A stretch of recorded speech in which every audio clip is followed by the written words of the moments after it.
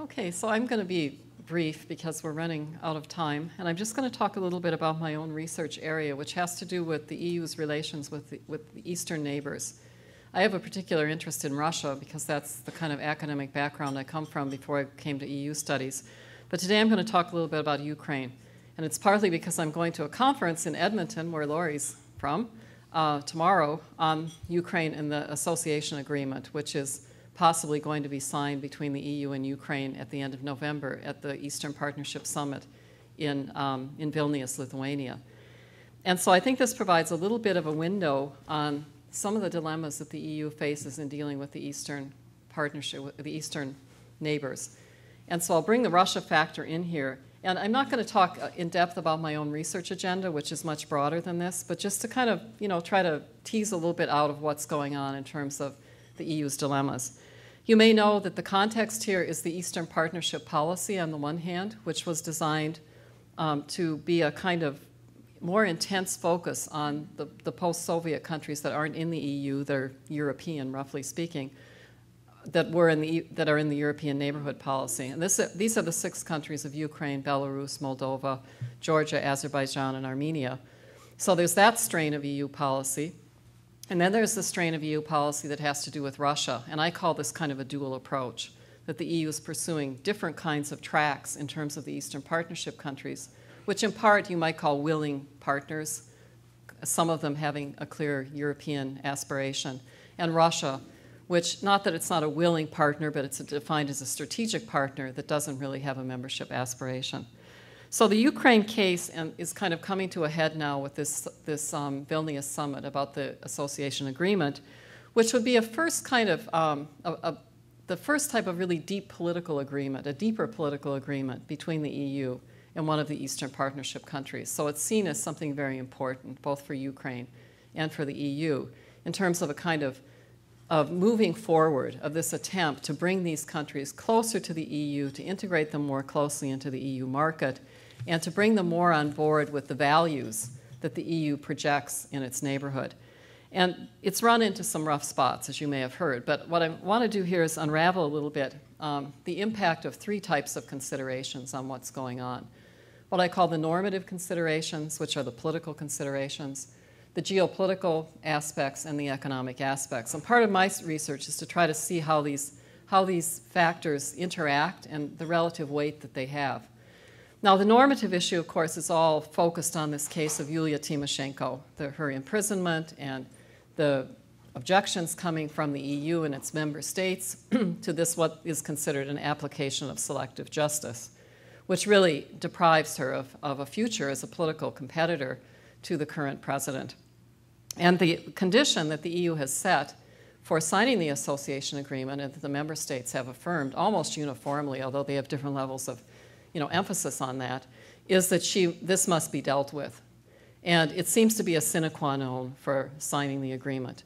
Now, part of my interest in this is looking at the EU as a normative actor. Is this serious? The EU projects itself as a normative actor that promotes a certain value package, but there are some cynics, you might say, who say that when it's convenient, the values can be put aside if it's in the geopolitical or economic interests of the EU. So this case allows us to look a little bit at that idea. Of course, we don't know what will happen in Vilnius, but I've just done a kind of intensive analysis of the German media, and Germany certainly is a key figure here in this decision-making process. And it's quite clear that the Tymoshenko case, the selective justice issue, is still very much defined as a necessary precondition for the association agreement to be signed. And there's a lot of pressure on Ukraine to address this, coming not only from the EU, but even from very favorable countries like Lithuania, like Poland, who are very keen to see this agreement signed.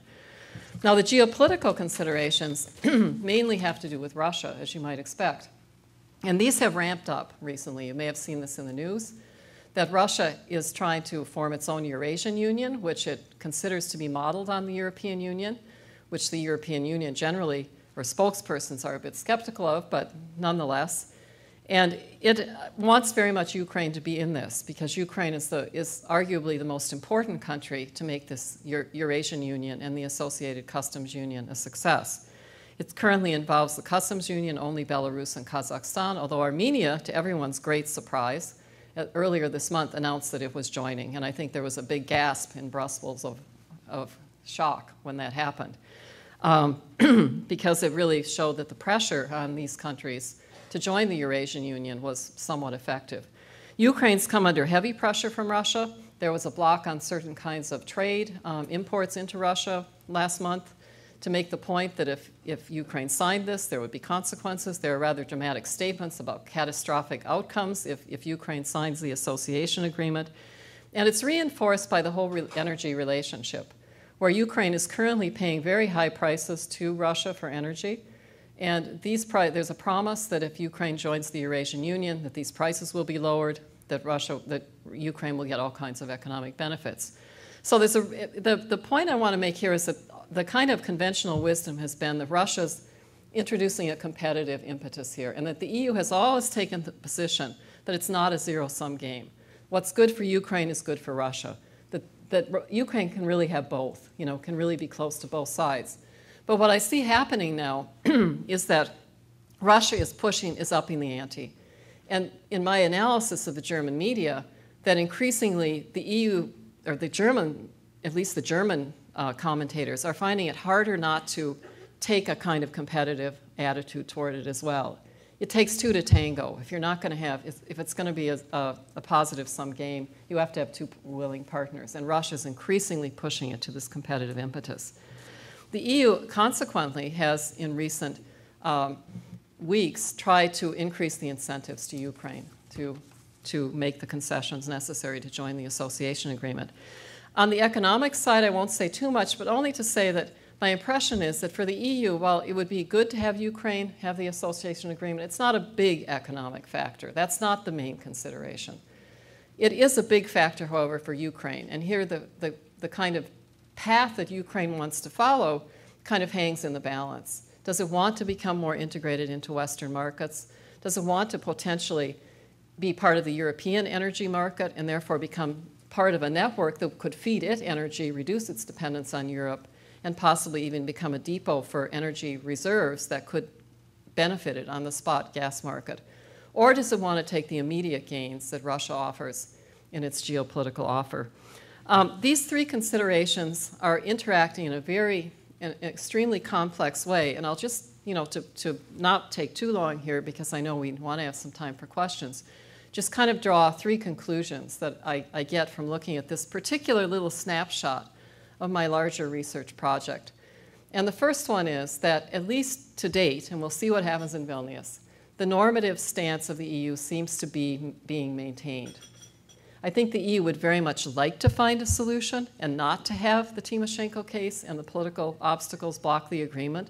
I think they're trying to be flexible, to find outs, offering Germany is a place where she could come for medical treatment and working out that kind of a concession.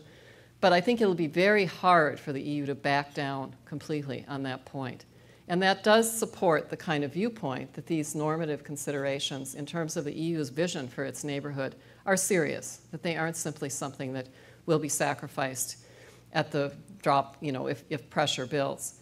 Second, however, the EU is being pushed to this more competitive, sort of forced to a more competitive understanding of what's happening in the neighborhood, which is rather unfortunate. I think it's actually the most difficult issue in EU-Russian relations because it seems to not be subject to negotiation or to compromise on the Russian side.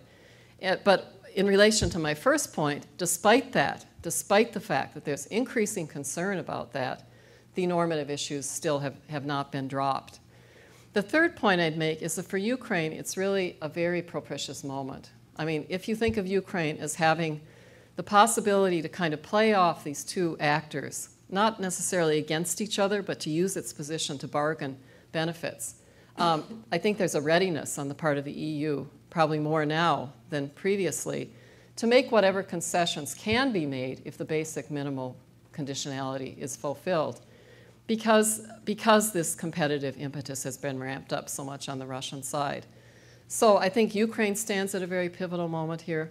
The decision on how these political issues, these issues of rule of law will be addressed could have really quite dramatic implications, because if the association agreement fails, it will be, I think, considered a major blow to the Eastern Partnership policy.